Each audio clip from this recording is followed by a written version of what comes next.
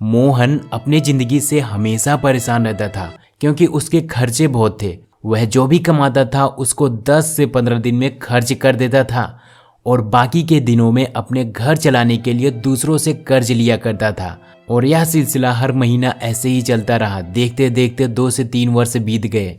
अब मोहन के ऊपर काफी ज्यादा कर्ज हो चुका था क्योंकि उसने अभी तक किसी का कर्ज पे नहीं किया था। अब हर रोज कोई न कोई कर्ज मांगने के लिए मोहन के घर पर आ जाता था।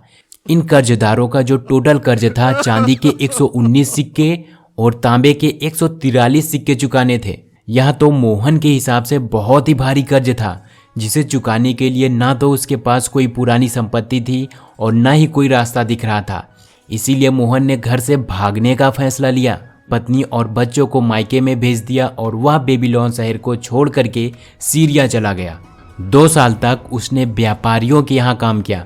इस दौरान वह बेचैन और दुखी रहा करता था।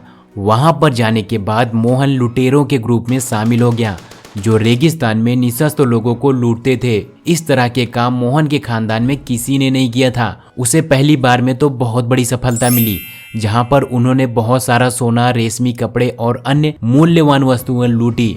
वह लूट के सामान को कुछ ही दिनों में खर्च कर देते थे। दूसरी बार जैसे ही सामान लूटने के लिए गए उन पर हमला बोल दिया गया। वहां पर उपस्थित 2 लीडर मारे गए। बाकी सबको पकड़ करके गुलाम के रूप में भेज दिए गए। मोहन को चांदी के 2 सिक्के में रेगिस्तान काबिली के मुखिए ने खरीदा। वहां पर उसे रानी के ऊंट की देखभाल करने का काम दिया गया। वह 1 साल से गुलामी के साथ ही था परंतु वहां पर उपस्थित ग्रुप में मोहन नहीं जुड़ पाया। एक दिन रानी ने मोहन से पूछा कि शाम को सारे गुलाम आपस में मिलते हैं और एक दूसरे के साथ हंसी मजाक करते हैं परंतु तुम अपने तंबू में अकेले बैठे रहते हो।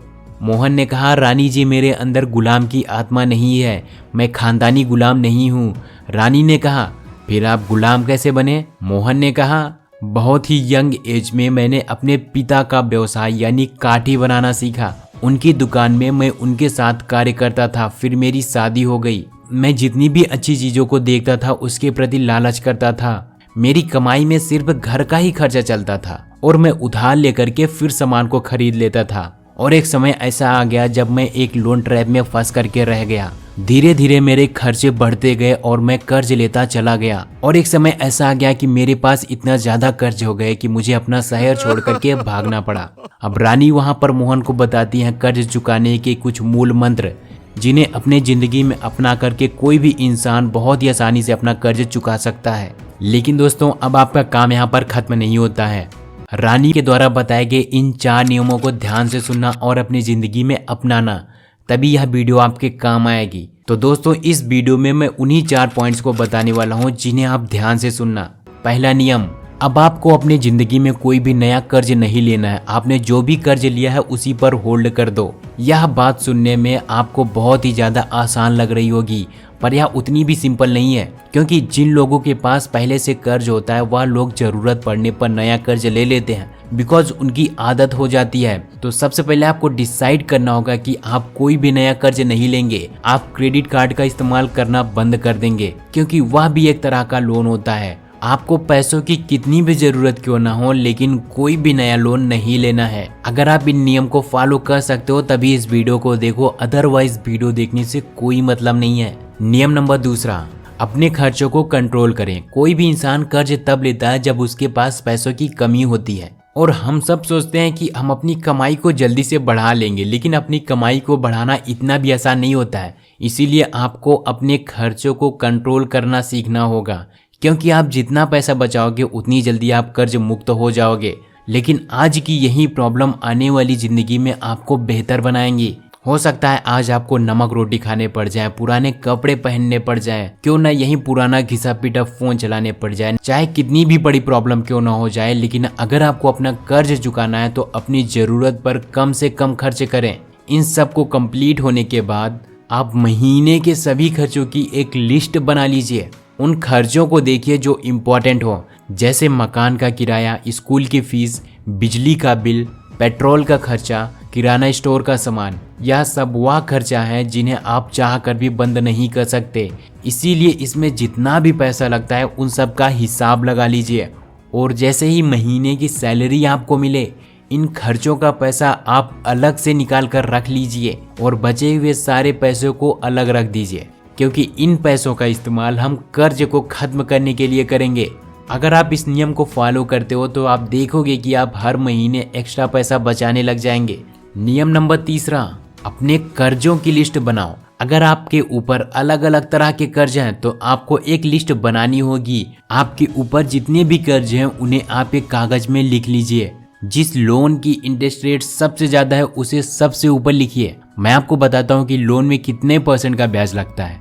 क्रेडिट कार्ड में तकरीबन 32% का ब्याज लगता है। अनसिक्योर्ड लोन में 20% का ब्याज लगता है। पर्सनल लोन में 12 से 14% का ब्याज लगता है। एजुकेशन लोन में 9 से 14% तक का ब्याज। कार लोन में 9 से 10% तक का। होम लोन में 8 से 10% तक का ब्याज। अब लोग यहीं पर क्या गलती करते हैं, उन्होंने जितने भी लोन ले रखे हैं सब में बराबर बराबर पैसा डालते हैं। तो आपको यह गलती भूल कर भी नहीं करनी है। आपको सभी में मिनिमम अमाउंट तो डालना ही डालना है और आपको जो मंथली EMI देनी है वह तो आप जरूर दें, लेकिन एक्स्ट्रा पैसा उसी में डालें जिसकी ब्याज दर सबसे ज़्यादा हो। हमारी लिस्ट के हिसाब से क्रेडिट कार्ड और अनसिक्योर्ड लोन की ब्याज दर सबसे ज़्यादा है, तो सबसे पहले आप उन्हें खत्म करें, क्योंकि अगर आप सभी में बराबरी से पेमेंट करोगे तो आपको लॉस ही होगा, प्रॉफिट नहीं होगा और लोन भी जल्दी नहीं खत्म होगा। अब यह लोन धीरे धीरे करके खत्म हो जाता है। उसके बाद क्रेडिट कार्ड का इस्तेमाल बिल्कुल बंद कर दें और अपने क्रेडिट कार्ड को कैंसिल करवा दें, तो आप तीसरे नियम को भी समझ जाएंगे। नियम नंबर 4, महंगे लोन में आपको EMI से ज़्यादा पैसा डालना है। एग्जाम्पल के लिए मान लीजिए आपकी EMI 5,000 रुपया पर मंथ है और आपको यह 20 महीने तक पे करना है, तो आपका टोटल पेमेंट हो जाएगा 1 लाख रुपया। अब आप अपने पेमेंट को डबल कर देते हैं तो आपकी EMI भी हो जाएगी 10,000 रुपया पर मंथ। अब EMI डबल करने पर टाइम भी ज़्यादा हो जाएगा, 20 महीने की जगह 10 महीने हो जाएगा। पर दोस्तों ऐसा नहीं है, आपकी EMI डबल करते ही आपका टेन्योर 5 मंथ का हो जाएगा और आपको 50,000 का ही पेमेंट करना पड़ेगा। है ना ये कमाल की चीज़। इस तरह से आपके ज़्यादा ब्याज वाले लोन खत्म हो जाएंगे और अब आपका जो पैसा ज़्यादा ब्याज वाले लोन में जा रहा था वह आपका पैसा बच जाएगा और अब आपको उस पैसों का इस्तेमाल भी दूसरे लोन को खत्म करने में करना पड़ेगा। अब आपको जिस लोन को खत्म करना है उसकी EMI डबल कर दो। इस ट्रिक के माध्यम से वह लोन भी टाइम से पहले ही खत्म हो जाएगा। पर याद रखिए, आपको अपनी EMI चेंज करने के लिए एक बार बैंक जरूर जाना पड़ेगा और वहां पर बात करनी पड़ेगी। आप अच्छे से उनसे बात करेंगे और बता देंगे कि अब आप अपनी EMI का अमाउंट बढ़ाना चाहते हो, तो बहुत ज़्यादा चांसेस है कि बैंक आपके हिसाब से आपकी EMI सेट कर देगा और एक समय ऐसा आ जाएगा जब आपके ऊपर कोई भी लोन नहीं होगा। आखिर वो दिन आ ही गया जब मोहन अपने कर्ज से मुक्त हो गया और शहर के अमीर आदमियों में से एक आदमी बन गया। लेकिन दोस्तों अब आपका काम यहाँ पर खत्म नहीं होता है। अब आपका जितना भी पैसा EMI में जा रहा था वह अब आपका पैसा बचना शुरू हो जाएगा। तो अब आपको उस पैसों को फालतू खर्च करने से बचना है। अपने उस पैसों को सोच समझ करके आपको इन्वेस्टमेंट करना चाहिए। इसके लिए आपको पैसों का सही मैनेजमेंट सीखना पड़ेगा। दोस्तों इस टॉपिक पर मेरे चैनल पर भी आपको वीडियोस मिल जाएंगी, वहां से जाकर के मनी मैनेजमेंट के बारे में आप सीख सकते हैं। इस वीडियो में आपको सबसे अच्छा क्या लगा मुझे कमेंट बॉक्स में कमेंट करके ज़रूर बताना। वीडियो अगर आपको पसंद आई हो तो प्लीज़ वीडियो को एक लाइक कर देना। इस चैनल पर नए हो तो इस चैनल को सब्सक्राइब जरूर कर देना। हम मिलते हैं आपको अगले वीडियो में, तब तक के लिए thanks for watching this video.